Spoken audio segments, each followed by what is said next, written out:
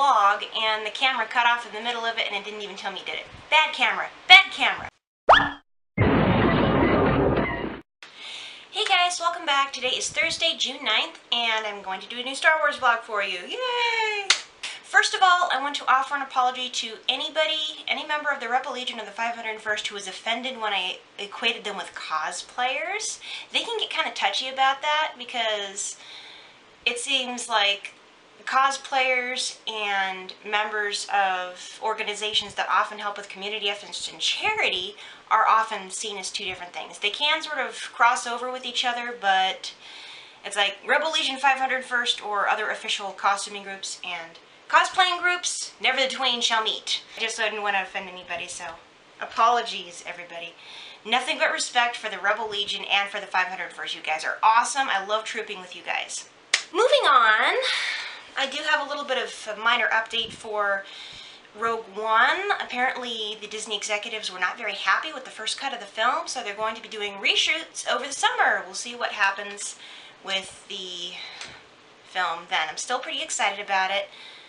And they are going to release new toys. Woohoo! They're going to have another version of Force Friday. It's going to be Friday, September 30th. And that's this year. And I will be sure and cover that for you guys if I actually have money by then. Maybe I can actually buy something. The real reason for this vlog was I wanted to talk about Jedi costumes and how much they typically cost. There are typically several pieces in a Jedi costume, but the traditional Jedi costume has an inner tunic, an outer tunic, tabards, these are the things that go over your shoulder, and an obi, which is the sash that goes around your waist. Now with both the inner tunic and the outer tunic and the tabards and the obi, they are almost always made out of natural materials, usually something sort of rustic looking. The more expensive ones, like Calcutta cloth, run about $8 a yard and up. But the ones I like going with are muslin and different cotton blends, maybe hemp would work. I don't know how expensive that is. But anything that's a natural fiber, that's lightweight and a natural color would work fine. Same with the tabards and the obi. I like making them out of stiffer material so you don't have to iron them before trooping. Maybe I'm just lazy. But some people make them out of the same material as their inner and outer tunics. And you can dye them, as long as it's an earth tone, with the inner tunic, outer tunic, tabards, and obi, you can dye them any natural color. As long as it's not like orange or yellow, usually anything in the brown tone, anything between cream and dark brown. Usually the lighter the color is, the more on an even keel the Jedi tends to be. Because with Anakin, his stuff was almost black and he was edging toward the dark side. Most of the other Jedi, like Obi-Wan, they've got a creams, tans, beiges, that sort of thing. But anything in that range, you can dye them or just keep them natural like I did. As long as it's not pure white or black, you're good. Next piece for a Jedi costume is the belt. This was actually made for me by a friend. They got a belt blank from a custom leather store called Tandy's. Two belt blanks actually. This one's about 3/4 of an inch and this one's about 2 inches. And they got these heavy duty snaps and a little decorative thing in front. Now it doesn't actually buckle in front. It secures in the back and this is hidden by one of my pouches so you can't see the closures. Now what I did for my very first Jedi costume was I went to Goodwill and I got some old men's belts, one about 2 inches wide, one about 3/4 to 1 inch wide, and I took the traditional buckles off, made sure there was no tooling or anything, and I layered them on top of each other with 2 different buckles. I actually prefer the larger buckle in the back rather than the snaps because the buckle is way easier to get done by yourself. If you don't have any wranglers or assistants to help you, the snaps are a pain in the butt. Actually, they're a pain in the fingers, but you get the idea. Other than the inner and outer tunics and the belt, there is of course pouches. There's traditionally 3 pouches, 2 smaller ones and 1 larger one.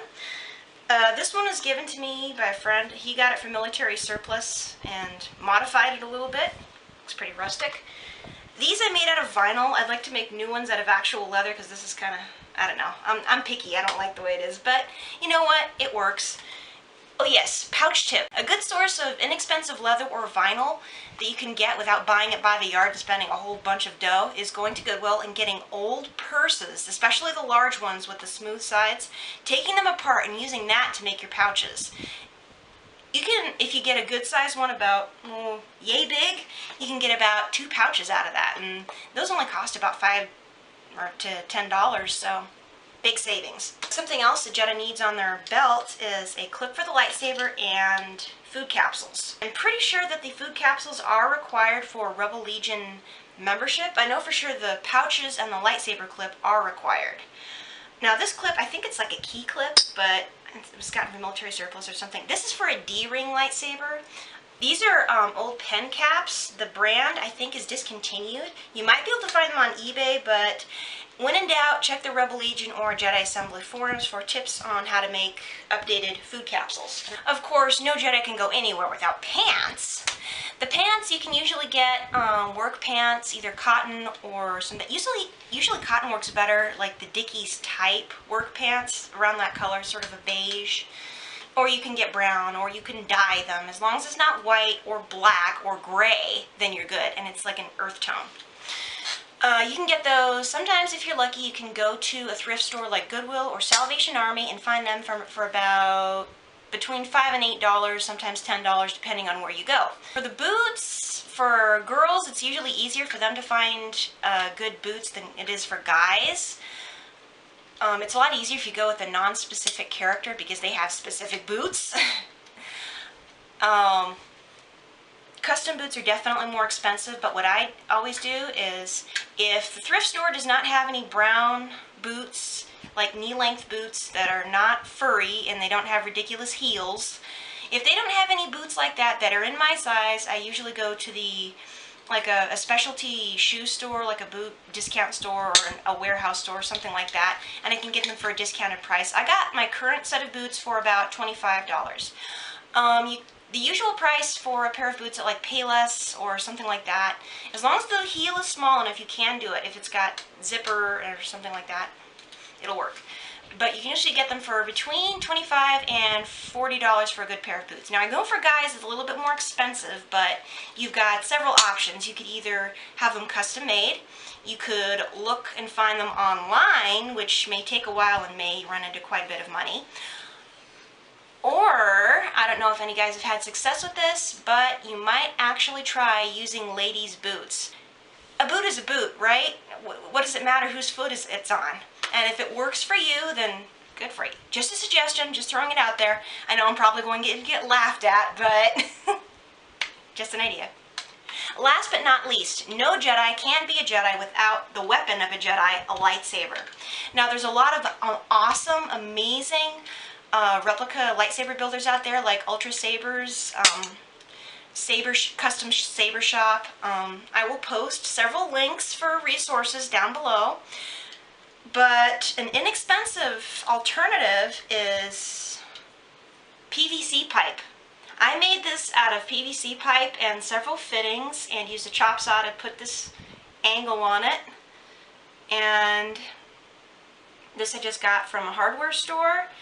All told, I think counting the silver spray paint, this thing only cost about $8, and I still had a whole bunch of PVC left over. There's several tutorials online about how to build a lightsaber out of PVC pipe, and trust me, with the right kind of paint, these things can look awesome. They're lightweight, they're inexpensive, and you can make them however you want. You can put either these things on there for grips or put rubber O-rings. You can customize them however you want. You can make replicas. But yeah, this is a great, inexpensive way to make your very own lightsaber. That's part of actually the rite of passage of a Jedi Knight, is building your own lightsaber.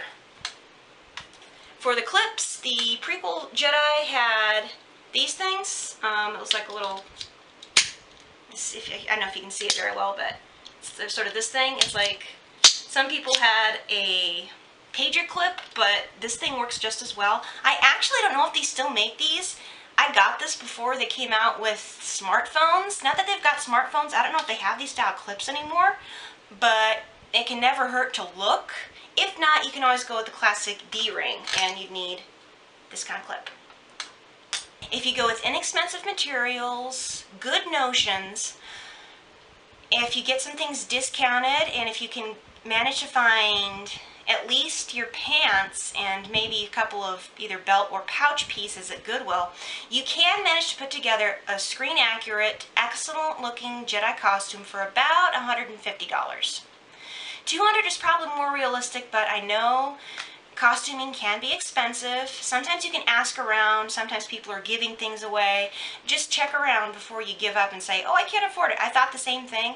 Half of my fabric is actually scavenged. So, like I said, look around, don't give up, be persistent. Anyway, good luck, or should I say, may the Force be with you, any of you who try to make a Jedi costume. Someday, I promise, I don't know when, but I promise I will make a tutorial on how to make a full Jedi costume from beginning to end. That will be once I get more fabric to work with. Anyway, that is all for today. I will probably post another Star Wars vlog sometime next week. Of course, more Rogue One updates, but until next time, this is the Clumsy Jedi signing off. Bye, guys! So let's go to the movie. Cause it's all extra butter. the time. Join the dark side. May the Force be with you.